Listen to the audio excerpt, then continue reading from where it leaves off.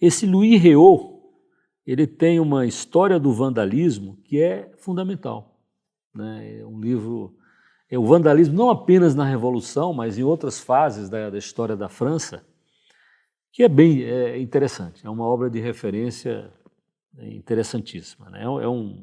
Não era católico, era protestante, mas é um livro fundamental, é um livro que tem que usar. Esse livro seguinte aí, que eu marquei aqui, né, realcei aqui o nome, é Gustave Gautreaux, né, O Vandalismo Jacobino, né? Destruição dos arquivos, de objetos de arte, de monumentos religiosos na época revolucionária. Esse é um livro, meu livro, acho que deve ser a primeira edição, talvez, de 1914. Esse livro é fundamentalíssimo, né? Que depois da bibliografia, primeira aula, o primeiro grupo de aulas que a gente vai tentar fazer é sobre o vandalismo na Revolução. Uma coisa inacreditável. Isso tudo que a gente viu aqui é bobagem, né? Essa destruição dessas estátuas dos Estados Unidos e por aí.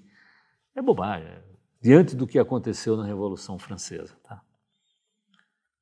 Porque na Revolução Francesa não foi uma ONG ou um grupo que resolveu fazer, não, lá era o Estado que resolveu destruir, né? O Estado, controlado pela Revolução Francesa, resolveu destruir, né, os monumentos da França, né? Principalmente as coisas ligadas à igreja, né? Todos os bens da igreja foram tomados e postos à venda, né? Felizmente não conseguiram vender. Muita coisa não conseguiram vender, mas muita coisa conseguiram vender. Eu vou falar sobre isso. E quanta coisa não saiu da França, né, nessa época do vandalismo, e está nos museus de outros países, que compraram a preço de banana, né? Grandes obras de arte, livros de horas medievais, né? Tanta coisa importante saiu da França. O que ficou na França foi destruído. E alguma coisa sobreviveu, obviamente, né? Sobre ainda o vandalismo, tem a obra desse François Souchal, né? François Souchal, O Vandalismo da Revolução. Depois esse René Sédillot, eu acabei seguindo um pouco esses autores nas conferências que eu vou fazer sobre o vandalismo. René Sédillot, ele tem 2 livros interessantes, um é O Custo do Terror, que assim, o terror acabou. Não, mas o custo ficou, né? O custo do terror, o custo da Revolução Francesa, quanto que a França pagou por isso, né?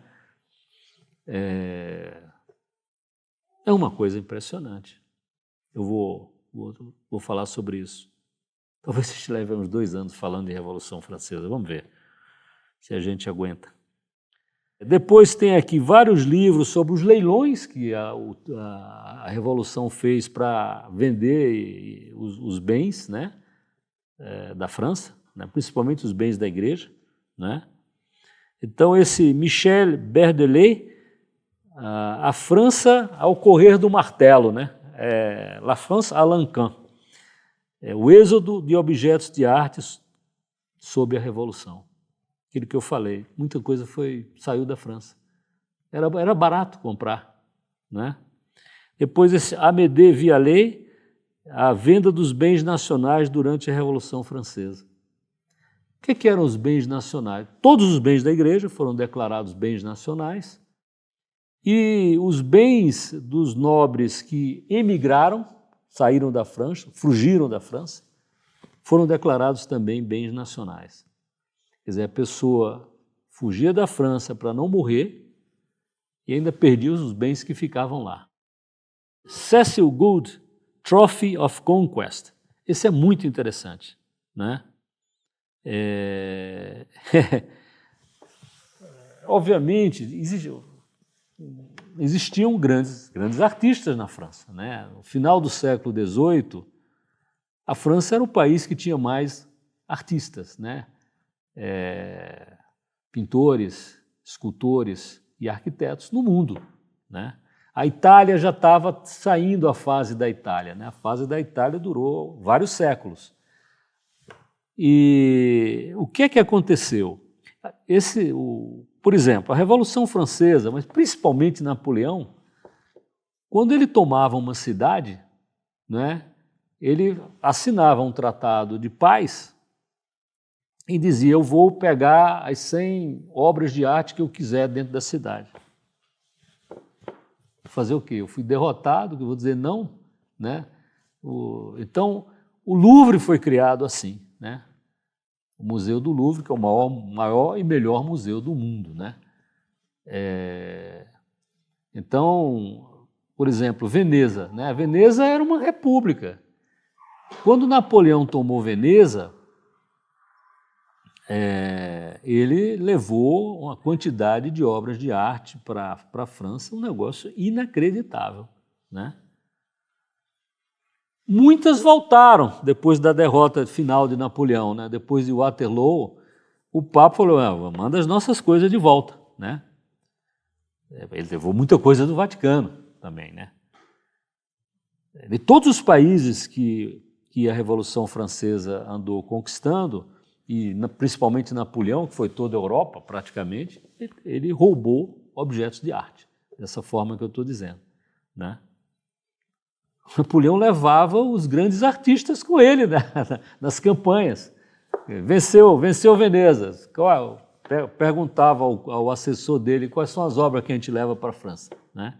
Até uma coisa interessante para ver qual era o gosto artístico da época, né? O maior quadro que existe no Louvre foi roubado de Veneza, né? Que é as Bodas de Caná, né, do Veronese. É um quadro espetacular. Na minha opinião, é o quadro mais espetacular do Louvre, né? Então, está lá até hoje, porque depois que Napoleão foi derrotado, devolve as coisas, esconderam muita coisa para não devolver. E esse aí estava bem escondido, nunca voltou para Veneza. Então, as Bodas de Caná, ela ficava num convento, numa daquelas ilhazinhas ali de Veneza, e nunca voltou. Mas é uma coisa espetacular. Quando eu der uma aula sobre esse tema em particular, que é o roubo da arte, que eu vou chamar, eu vou mostrar esse quadro para vocês de uma maneira mais detalhada, para você ver como é que você tira uma coisa dessa de um país, né? Que a história do país está ali, a alma do país, a inteligência do país, né? A arte do país, né? Levou. Né? O Napoleão levou os cavalos, aqueles cavalos que ficam em cima, ficavam na época, né, em cima da Basílica de São Marcos, em Veneza, levou para a França, né? Então, assim, foi assim, né? E, finalmente, tem mais um aqui sobre a questão da arte, aliás, tem dois, né? Tem um sobre o Museu dos Monumentos Franceses, de Alexandre Lenoir. Vou falar sobre esse cara. Esse cara criou um museu, né, com a pilhagem geral que foi feita na França. De certa forma, ele salvou algumas coisas, né? Não é nenhum herói por causa disso, porque deixou muita coisa. Pessoas, você diz, não pode pilhar e tal, ele ia morrer, né? Então, mas ele defendeu alguma coisa e criou um museu para guardar. Ele criou um museu que depois se tornou o Museu do Louvre, né? Esse museu que ele chamou Musée des Monuments Français, né? Então, tem um livro aqui sobre isso. Todos esses livros tem aqui, tá? Só estou...